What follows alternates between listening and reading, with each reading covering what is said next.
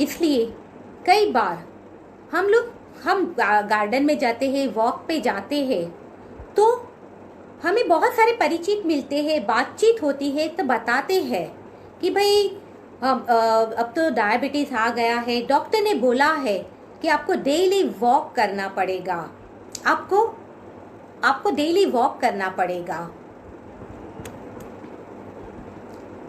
Is it okay? I am audible?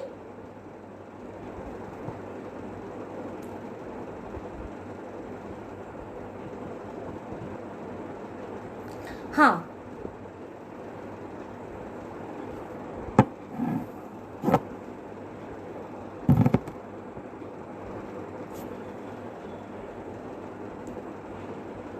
तो doctor ने बोला है कि हमें भाई अब डायबिटीज आ गया है, हमें वॉक करना पड़ेगा। तो इसीलिए अब तो हम स्ट्रिक्टली वॉक करते हैं, आधा घंटा वॉक करते हैं, योगा करते हैं। ठीक है, जगह वहां से सवेरा, ठीक है, जगह वहां से सवेरा, लेकिन हम किसी बीमारी के आने के बाद ही क्यों योगा की शुरुआत करते हैं? क्या हम बीमारी आने से पहले शुरुआत से ही हम योगा, वॉक, एक्सरसाइज नहीं कर सकते? Prevention is the better than cure. अगर हम शुरुआत से ही योगा करते हैं, योग करते हैं, आसन प्राणायाम आदि करते हैं, तो बीमारी ही हमारे पास नहीं आती। तो इस तरह ये हमें शारीरिक स्वास्थ्य के साथ जुड़ता है, इससे मानसिक स्वास्थ्य भी अच्छा बनता है। आज लॉकडाउन में देखते हैं बहुत सारे लोग कोरोना के डर से डिप्रेशन में चले गए हैं, बहुत सारे लोग धंधा पानी चौपट होने के डर से डिप्रेशन में चले गए हैं।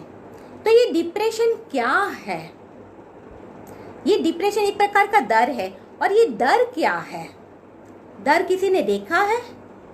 जी नहीं, डर किसी ने नहीं देखा। डर एक प्रकार की हमारी नकारात्मक कल्पना है। कल्पना यानी जो अभी हुआ नहीं है और भविष्य में होगा या नहीं होगा, जिसके बारे में पता नहीं है, उसी के बारे में नकारात्मक रूप से जब हम सोचते हैं तो वो हमारा वर्तमान अस्त व्यस्त हो जाता है। तो ये डर है। तो जो लोग योग करते हैं, डेली आसन प्राणायाम आदि करते हैं, तो वो मन से स्वस्थ रहते हैं, संतुलित रहते हैं, और कोरोना जैसी कोई भी मुसीबत आती है तो उससे डटकर सामना करता है। तो इस तरह योगा हमें शारीरिक स्वास्थ्य, मानसिक स्वास्थ्य के साथ जुड़ता है। इसके अतिरिक्त हमें प्रसन्नता मिलती है, खुशी मिलती है, हमारे में पॉजिटिवनेस बढ़ती है।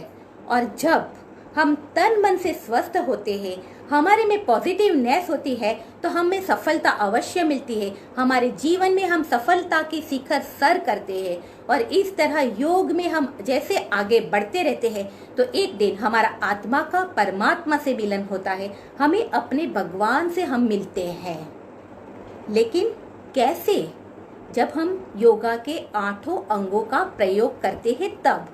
आज बहुत सारे लोगों को योगा का मतलब इतना ही पता है कि योगा यानी आसन प्राणायाम, लेकिन योगा अर्थात आसन प्राणायाम से भी आगे कुछ है।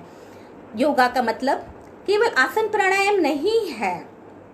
यम, नियम, आसन, प्राणायाम, इससे भी आगे धारणा, ध्यान और समाधि है। अंतिम अंग समाधि है। और जब हम समाधि में पहुंचते हैं तभी हम भगवान से मिल सकते हैं।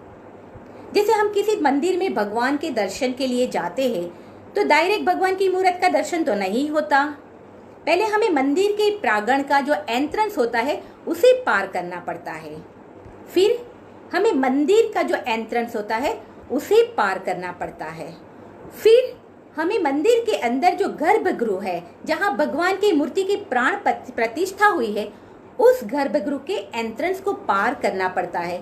तब हमें भगवान की मूर्त का दर्शन होता है। यानी बहुत सारे दरवाजे को पार करने के बाद हमें भगवान की मूर्त का दर्शन होता है।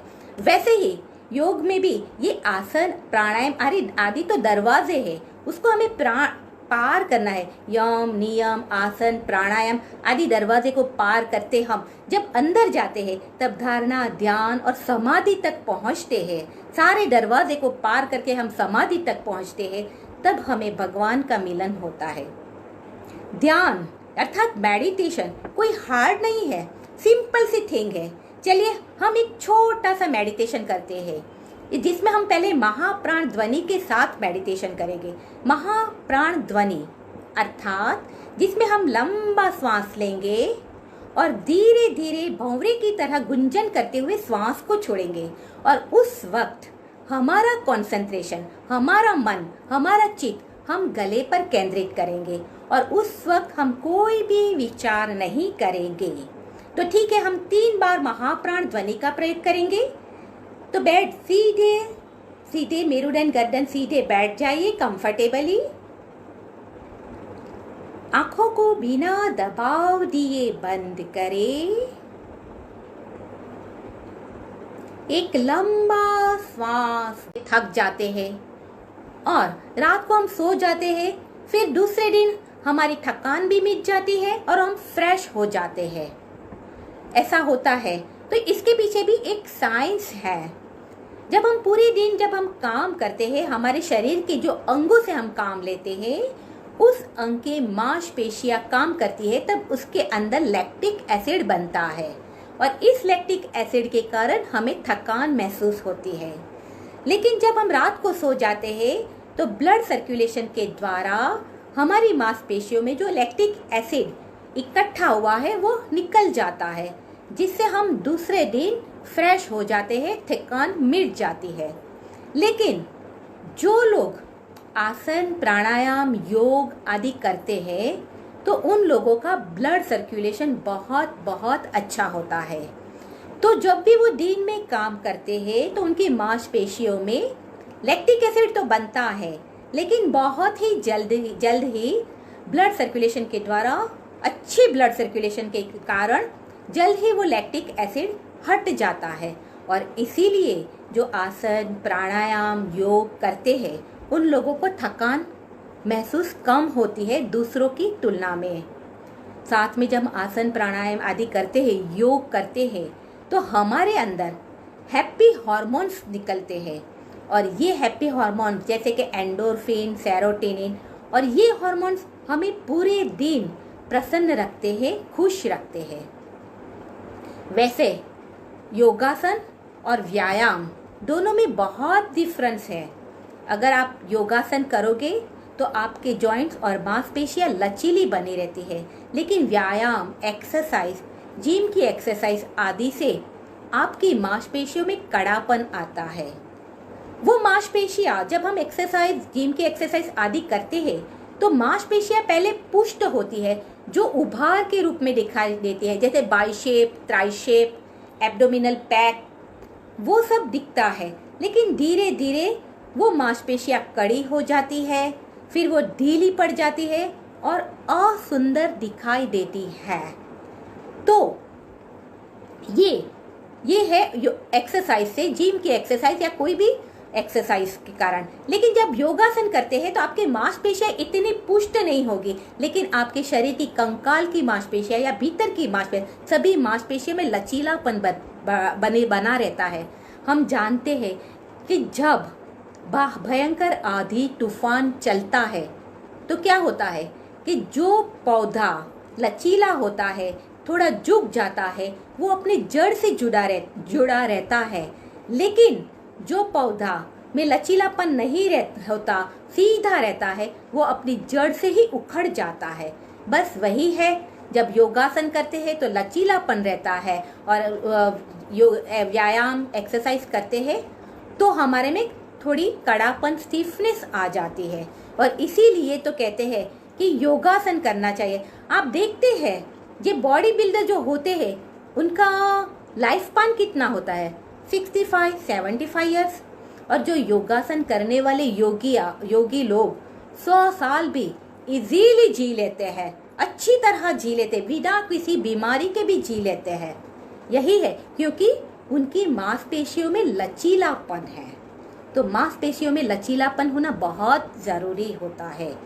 ऐसा नहीं है कि योग से हमें शारीरिक और मानसिक स्वास्थ्य ही मिलता है। योग के द्वारा हमारे भीतर भी परिवर्तन होता है। इससे हमारे भीतर परिवर्तन होता है, अर्थात हमारे भावनात्मक स्वास्थ्य, हमारा आध्यात्मिक स्वास्थ्य भी अच्छा होता है। हमारा इमोशनल हेल्थ और स्पिरिचुअल हेल्थ भी अच्छी होती है। तो हमने आसन के बारे में जाना, थोड़ा हम प्राणायाम के बारे में भी थोड़ा जान लेते हैं।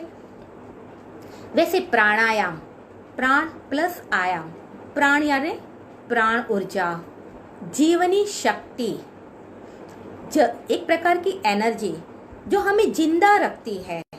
हम एक्टिव, हम सक्रिय बने रहते हैं। और ये जब तक शरीर में है प्राण तब तक है जीवन। प्राण खत्म, जीवन खत्म।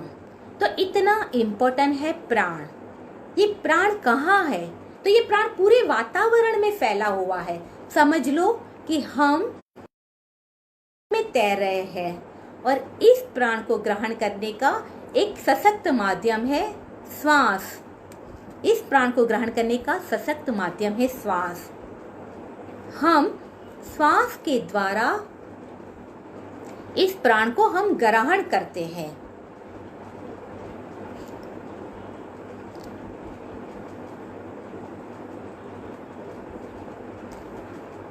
हम इस श्वास के द्वारा हम इस प्राण को हम ग्रहण करते हैं।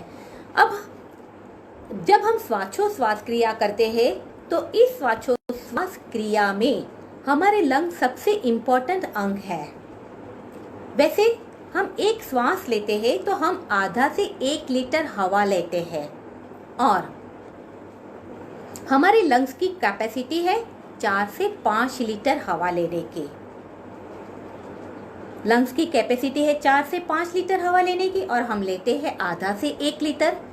अर्थात इसका मतलब ये हुआ कि हम अपने लंग्स की